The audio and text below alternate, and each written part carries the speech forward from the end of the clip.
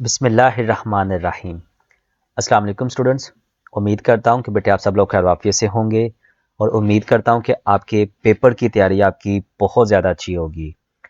तो अल्लाह ताला से मैं फिर से दुआ करता हूँ कि अल्लाह ताला आप सबको कामयाब करे और आपका जो पेपर होने वाला बेटे, अल्लाह ताला आपको उस पेपर के अंदर जो है ना गायबाना मदद फ़राहम करे और जो है ना आपके लिए दुनिया में और आखिरत में अल्लाह ताला आसानी पैदा फरमाए।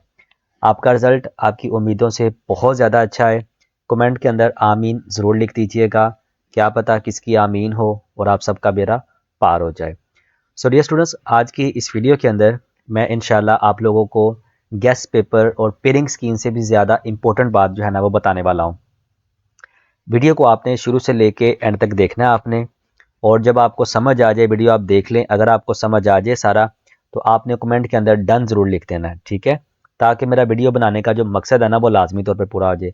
मैं अगेन कह रहा हूँ बेटे, आपने वीडियो को पूरा देखना है और अपने दोस्तों के साथ जिनका भी पेपर है आपने उनके साथ शेयर ज़रूर करना है, ठीक है। 9th क्लास का पेपर है तो आपने जितने भी आपकी अकेडमी के दोस्त हैं, स्कूल के दोस्त हैं, जितने भी आपके फ्रेंड्स वगैरह हैं, सबके साथ आपने जो है ना लाजमी तौर पर शेयर करना है, क्योंकि ये बात आपको पता होना बहुत ही ज़्यादा ज़रूरी है। क्योंकि ये ना हो कि कल आपसे कोई गलती हो जाए और आप पेपर पूरा करके अगर आपका पेपर जो है ना वो कैंसिल हो जाए, ठीक है जी।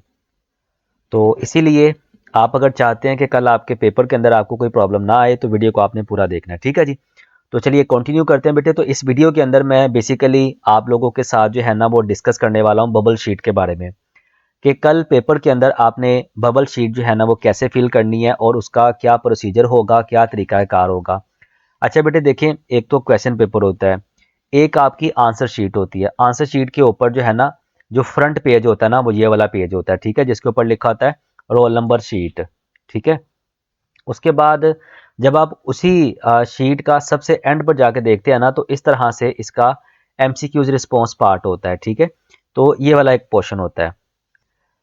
अब सबसे पहले तो मैं आप लोगों के साथ जो है ना वो फ्रंट पेज को डिस्कस कर लेता हूँ। आपने मेरी बात को ध्यान से सुनना है, ठीक है, नोट कर लेना है ताकि आप लोग कोई गलती ना करो। अच्छा बेटे देखिए, यहाँ पर ये देख रहे हैं आप लोग, ये लिखा हुआ है D D M M Y Y Y और फिर वाई। ये डी का मतलब है बेटे डेट, जो भी आपकी तारीख होगी, जिस तारीख को भी आपका पेपर होगा। जैसे ये यकम लिखा हुआ है तो यकम को आपने कैसे लिखना है, 0 और 1। अगर 11 है तो 11 लिख देना है। मंथ आपने कैसे लिखना है, अगर तीसरा महीना है तो देन आपने 0 और 3 लिख देना है। और फिर ईयर आपने कौन सा लिखना है, 2024। आपका अगर पेपर 2024 में हो रहा है, 2025 में हो रहा है, 2026 में हो रहा है, ये मैंने एग्जाम्पल के तौर पर जो है ना आपको समझाने के लिए किया है। ठीक हो गया जी, यहाँ तक बात समझ आ गई, ओके हो गया। अब रोल नंबर वगैरह डिस्कस करने से पहले कुछ ये हदायत है जो मैं आपको पढ़ के सुनाना चाहता हूँ, ताकि कल जब वहां पर आप लोग जाएं तो आपको वहां पर जाके मसला ना हो, ठीक है। अच्छा, ये लिखा हुआ है पहला पॉइंट, उम्मीदवार को यानी आप लोगों को सिर्फ नीले या काले पेन या मार्कर इस्तेमाल करने की इजाज़त है, ठीक है। बहुत से बच्चों ने मुझसे पूछा है कि सर क्या हम ब्लैक मार्कर, ब्लैक इंक या ब्लैक पेन यूज़ कर सकते हैं। तो बेटे ये देखें, ये मैंने नहीं लिखा हुआ, ये बोर्ड ने परमिशन दी हुई है कि आपको इजाज़त है। उसके बाद इस बात का खास ख्याल रखें कि दायरा मुकम्मल पुर हो और स्याही दायरे से बाहर ना निकले, ठीक है। तो ये आपके सामने ये सही तरीका लिखा हुआ है, ये देखें ये मुकम्मल तौर पर ना फिल हुआ हुआ है। इसको मैं थोड़ा सा क्लोज कर देता हूँ, ठीक है जी। तो ये आपके पास बिल्कुल जो है ना ये एक्यूरेटली लिखा हुआ है। अगर आप इंक को बाहर जाने देते हैं या आप हाफ फिल करते हैं तो ये आपकी एमसीक्यू जो है ना वो क्या हो जाएगी, क्रॉस हो जाएगी। इस बात का आपने खास ख्याल रखना है। उसके बाद तीसरा पॉइंट है, कागज को मोड़ना या स्टेपल करना मना है। ना आपने अपना स्टेपलर लेके जाना है और ना ही उसको मोड़ना है आपने, ठीक है। मोड़ने का मतलब ये नहीं कि आपने शीट को फोल्ड करके लिखना नहीं है, आप शीट को ऐसे खुला रहने देंगे। मुराद ये है जैसे वो आपको कोई डेट शीट मिले मिसाल के तौर पे, तो आप लोग उसको क्या करते हैं, फोल्ड कर देते हैं ना, फोल्ड करके पॉकेट में डाल लेते हैं, अपने बैग में ज्योमेट्री के अंदर रख देते हैं। तो वो काम आपने नहीं करना, पेपर वगैरह को फोल्ड नहीं करना, ठीक है। और कागज को फोल्ड करने का मतलब यह है जो आपका क्वेश्चन पेपर है ना उसको फोल्ड नहीं करना, ये बात आपने जेहन में रखनी है, ठीक है। और ना ही अपनी आंसर शीट को फोल्ड करना है। उसके बाद दायरों के ऊपर दी गई जो मखसूस जगह है ना रोल नंबर की, जैसे ये आपके पास रोल नंबर की जगह है, इसको जो है ना आपने पेपर कोड लिखिए। ये देखें ये लिखा हुआ है रोल नंबर, जैसे रोल नंबर लिखा हुआ है 476002, ठीक है, ये रोल नंबर लिखा हुआ है। तो आपने क्या करना है, और ये साथ पेपर कोड भी लिखा हुआ है, इसके बारे में मैं इंशाल्लाह आपको बताता हूँ, पहले मैं नोट पढ़ के बता दूं आपको। उसके बाद नीचे दिए गए दायरों को इस तरह पुर करें कि हर दायरे हर खाने में एक हिस्सा आए। ठीक है। अब नोट कर लें, एक से ज्यादा दायरों को पुर करने या काट कर पुर करने की सूरत में मज़कूरा जवाब, रोल नंबर, पेपर कोड को गलत तस्वुर किया जाएगा, जिसकी तमाम तर जिम्मेदारी तालिब इल्म पर होगी। ठीक है, ये मैंने आपको अभी जो है ना इस बारे में डिस्कस किया कि अगर आप लोग अपना रोल नंबर गलत लिख देते हैं, आप लोग अपना पेपर कोड गलत लिख देते हैं। दरअसल एक बोर्ड के अंदर ना 4 पेपर आते हैं, 4 तरह के पेपर आते हैं और उन चारों पेपर्स के जो है ना पेपर कोड अलग-अलग होते हैं।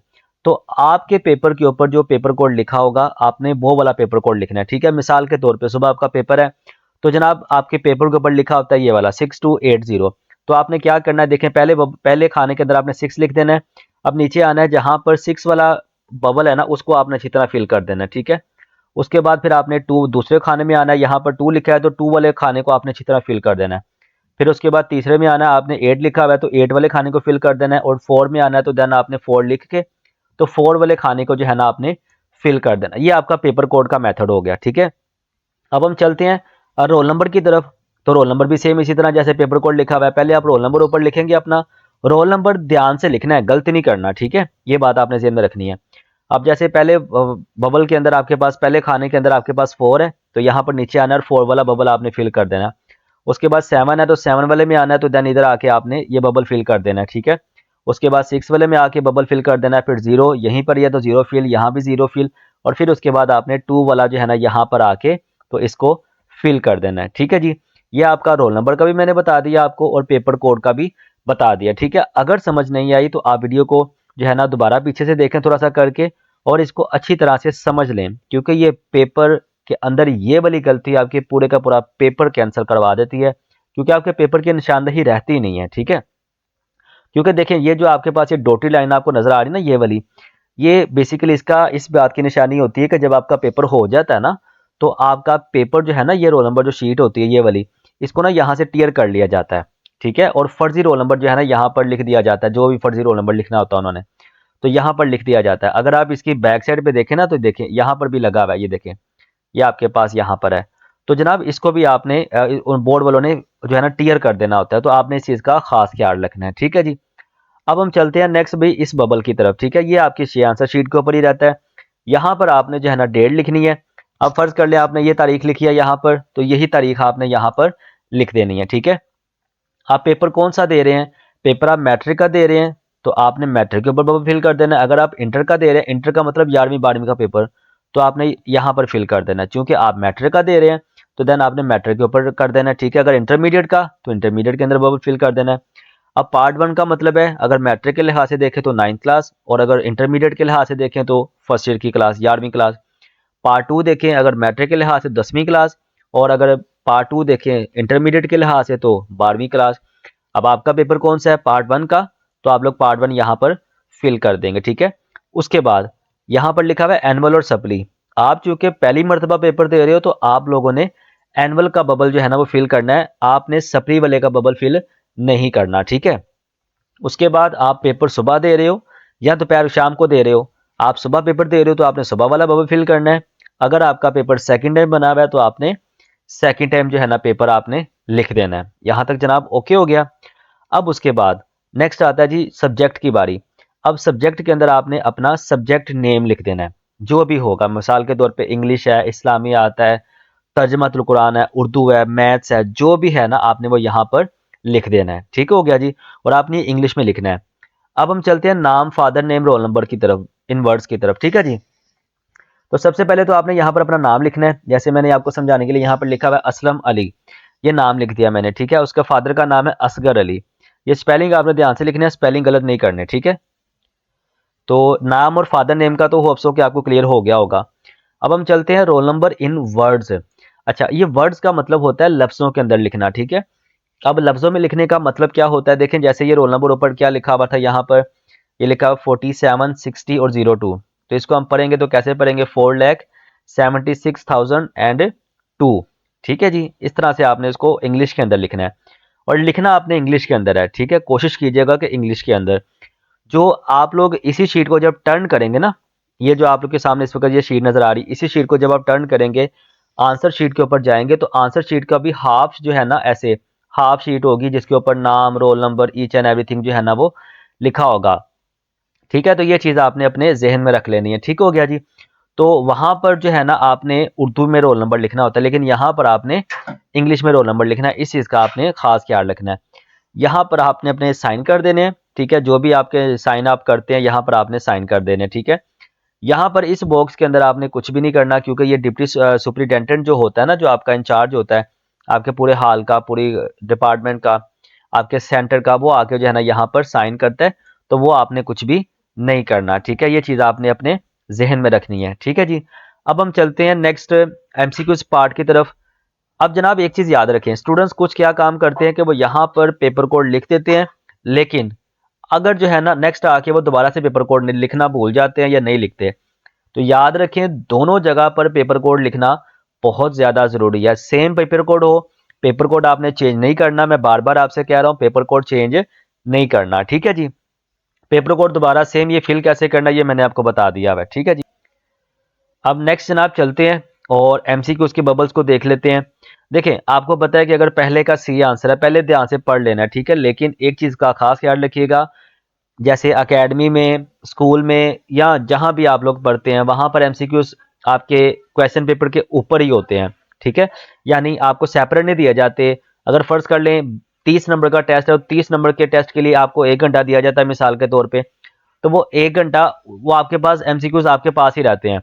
लेकिन बोर्ड के पेपर के अंदर ऐसा नहीं होता। बोर्ड के पेपर में आपको वो सबसे पहले एमसीक्यूज देंगे और डिपेंड करता है कि एमसीक्यूज कितने, उस हिसाब से आपको टाइम देंगे। अगर 10 एमसीक्यूज हैं तो आपको वो 15 मिनट देंगे। अगर 15 एमसीक्यूज है देन वो आपको 25 मिनट देंगे, 22 मिनट देंगे, 20 मिनट देंगे। और अगर आपके 19 एमसीक्यूज तो मैक्सिमम आपको 25 मिनट जो है ना मिलेंगे। उसी 25 मिनट के अंदर, उसी 10-15 मिनट के अंदर आपने उनको एमसीक्यूज को पढ़ना भी होता है और जो बबल्स हैं उनको भी फिल करना होता है।